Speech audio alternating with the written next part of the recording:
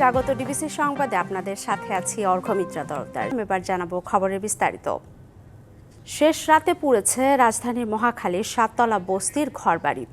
Fire সার্ভিসের 8টি ইউনিটের 1.5 ঘন্টার চেষ্টায় নিয়ন্ত্রণে আসে আগুন। ফায়ার সার্ভিস জানায় আগুনের ঘটনায় কোনো হতাহত নেই, তবে ক্ষয়ক্ষতি বিষয়ে তদন্ত কমিটি গঠন করা হবে বলেও জানায় তারা।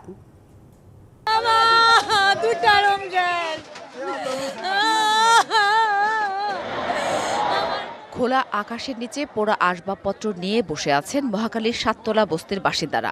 রাত 3টা 20 সেহরির সময় আগুন লাগে বস্তিতে। আগুন লাগার সাথে সাথে বের হয়ে আসতে পেরেছেন সবাই।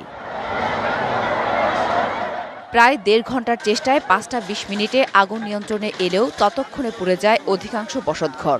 ছাই হয় ঘরের আসবাবপত্র। চোখের পলকে সব হারিয়ে খোলা আকাশের নিচে ক্ষতিগ্রস্ত পরিবারগুলো চাইলেন সরকারের কাছে সহায়তাও। আপনার কারেন্টের খাম্বা থেকে যখন ফায়ার করার পরে দিয়ে নিচে একটা বাঙ্গার দোকান ছিল, এই দোকানের পাশে আগুনটা পড়ছে, আর পাশে আবার রুম ছিল। এই রুমের একটা আগুনটা ধরার পরে দিয়ে যে রুমের ভিতর ফ্রিজ ছিল, এই ফ্রিজে আগুন ধরে গেছে। এই ফ্রিজে আগুন ধরার মানে পুরো বাড়ি ধরে গেছে আর কি। ওই যে কারেন্টের তার বাস্ট হয়ে গেছে, যাই আগুন লাগছে, আগুন নিমাইতে পারেনি, তারপর চলে আসছি ওখান থেকে। আগুন এমনভাবে আইছে, আর দোতলা যে করছে কাঠগুলো শুকনা, এমনভাবে ধরছে মানে মানুষ খালি কোনো ভাই যার যে কাপড় চোপড় আর কেউ কিছু নেবে বেরোতে পারে নাই।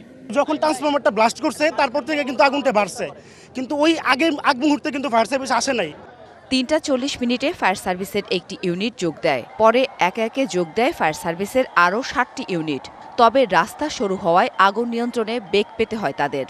রাস্তার কারণে আমাদের বিশেষ প্রতিবন্ধকতা সৃষ্টি হয়েছে, যে কারণে আগুনটা নিয়ন্ত্রণ করতে আমাদের অনেক কষ্ট হয়েছে। পর্যায়ক্রমে আমাদের লোকজন ভিতরে ঢুকেছে, কোনো লোক টিনের ছাদের উপরে উঠেছে। বিভিন্ন জায়গা থেকে আমরা আগুনটাকে নিয়ন্ত্রণের চেষ্টা করেছি। আগুন এখন আমাদের সম্পূর্ণ নিয়ন্ত্রণে আছে। আমরা এখনও আহত বা নিহতর কোনো মেসেজ পাই নাই। তদন্ত কমিটি গঠন করে আগুন লাগার কারণ ও ক্ষয়ক্ষতি সম্পর্কে বিস্তারিত জানানো হবে বলে জানালেন fire service. DBC news desk. ভোটের টার্গেট মাঠে নিয়ে মাঠ গোছাবে জাতীয় নাগরিক পার্টি এনসিপি। ত্রয়োদশ সংসদ নির্বাচনের লক্ষ্য 300 আসনে প্রার্থিতা। এজন্য তৃণমূলের শক্তি বাড়াতে নেওয়া হয়েছে নানা পরিকল্পনা। জাতীয় নির্বাচনের জন্য প্রার্থী বাছাই এবং দলের সাংগঠনিক কাঠামো শক্তিশালী করার লক্ষ্যে দ্রুত সময়ের মধ্যে একটি উপদেষ্টা পরিষদ গঠনের বিষয়েও ভাবছে দলটি। জুলাই অভ্যুত্থানের শুরুটা কোটা সংস্কার আন্দোলন থেকে। এরপর সরকার পতনের এক দফা আন্দোলনে নামে শিক্ষার্থীরা। 5 আগস্ট কারফিউ ভেঙে রাজধানীর অলিতে গলিতে অবস্থান নেন ছাত্র জনতা। দেশ ছেড়ে পালান শেখ হাসিনা। 15 বছর 7 মাস পর অবসান হয় স্বৈরশাসনের। এরপর গঠন হয় অন্তর্বর্তীকালীন সরকার। ওই সরকারে 7 মাস থেকে উপদেষ্টার পদ থেকে পদত্যাগ করেন নাহিদ ইসলাম। 28 ফেব্রুয়ারি নতুন রাজনৈতিক দল জাতীয় নাগরিক পার্টি এনসিপির আত্মপ্রকাশ ঘটে। আমাদের দেশ, আমাদের অধিকার, আমাদের ভবিষ্যৎ, আমাদের সেকেন্ড রিপাবলিক অধরা কোনো স্বপ্ন নয়। এটি আমাদের আজকের দিনের সামনের বাংলাদেশের প্রতিজ্ঞা। এরই মধ্যে 2 দফায় 116 সদস্য বিশিষ্ট আংশিক কমিটি ঘোষণা করেছে তারুণ্যের শক্তি নতুন দলটি।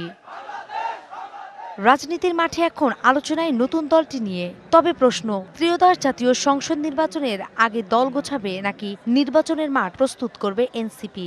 এমন নানা প্রশ্নের মধ্যে এনসিপির সদস্য সচিব আক্তার হোসেন জানালেন, ভোটের টার্গেট নিয়ে মাঠে নামছেন তারা। আমাদের দলের পক্ষ থেকে বর্তমানে সংগঠন থেকে গোছানোর কাজ করছি। সারা দেশের যারা জনসমর্থন আছেন তাদেরকে কিভাবে আমাদের সঙ্গে সম্পৃক্ত করা যায়। সিনিয়র সিটিজেন আছেন, নানা শ্রেণী পেশার মানুষজন আছেন, তাদেরকে আমাদের সঙ্গে সম্পৃক্ত করবার নানাবিধ উদ্যোগ আমরা গ্রহণ করেছি।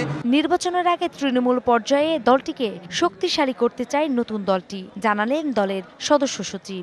আমরা অতি অল্প সময়ের মধ্যে সারা দেশে শহর থেকে গ্রাম পর্যায় পর্যন্ত, তৃণমূল পর্যন্ত আমাদের সংগঠনের বিস্তৃতি ঘটাতে সক্ষম হব এবং একই সাথে নির্বাচনের জন্য আমাদের যারা সমর্থকরা আছেন তাদেরকে আমরা মানসিকভাবে প্রস্তুত করতে পারব। প্রার্থী মনোনয়নের বিষয়ে তরুণদের পাশাপাশি বিভিন্ন শ্রেণী, পেশা ও সব বয়সের যোগ্য প্রার্থীকে সুযোগ দেওয়ার বিষয়টি বিবেচনা করা হচ্ছে বলে জানালেন এনসিপির সদস্য সচিব আক্তার হোসেন। নূপুর মাহমুদ, ডিবিসি নিউজ, ঢাকা। ইরানে এশিয়ান নারী কাবাডি চ্যাম্পিয়নশিপে ব্রোঞ্জ পদকজয়ী দলকে সংবর্ধনা দিয়েছে যুব ও ক্রীড়া মন্ত্রণালয়। এই পদক অর্জনের জন্য যুব ও ক্রীড়া উপদেষ্টা আসিফ মাহমুদ সজীব ভুঁইয়া নারী কাবাডির উন্নয়ন ও প্রশিক্ষণের জন্য 25 লাখ টাকা অনুদান প্রদান করেছেন। তবে সংবর্ধনা অনুষ্ঠানে সশরীরে উপস্থিত থাকতে পারেননি যুব ও ক্রীড়া উপদেষ্টা। তার পরিবর্তে জাতীয় ক্রীড়া পরিষদের সভাকক্ষে অনুষ্ঠিত সংবর্ধনা অনুষ্ঠানে প্রধান অতিথি ছিলেন যুব ও ক্রীড়া মন্ত্রণালয়ের সচিব রেজাউল মাকসুদ জাহিদি। এ সময় তিনি বলেন, নারী কাবাডি দল নিয়ে কাবাডির অনেক সম্ভাবনা রয়েছে। ভবিষ্যতে বড় বড় দলকে কিভাবে হারাতে হবে তার পরিকল্পনা করতে হবে এখন থেকেই। আগামীতে কাবাডির জন্য বাজেট বাড়ানোর আশ্বাস দেন সচিব।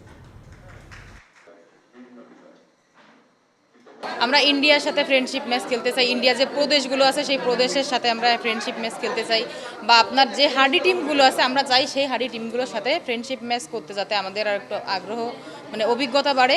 ইন্ডিয়াতে একটা ওয়ার্ল্ড কাপ হবে, সেই জন্য তাদেরকে প্রশিক্ষণ দেওয়াটা আমাদের বেশি প্রাধান্য। সেই প্রাধান্য বিবেচনায় আজকে আমরা এই প্রতিষ্ঠানকে তাদের ট্রেনিং এবং তাদের গ্রোম আপ করার জন্য আমরা এই টাকাটা দিয়েছি। ডিবিসি সংবাদ এই ছিল এখনকার মতো। ডিবিসি নিউজের সংবাদগুলো পড়তে ভিজিট করুন dbcnews.tv আর ভিজিট করুন ডিবিসির ফেসবুক পেজ এবং ইউটিউব চ্যানেল। ডিবিসির সঙ্গেই থাকুন।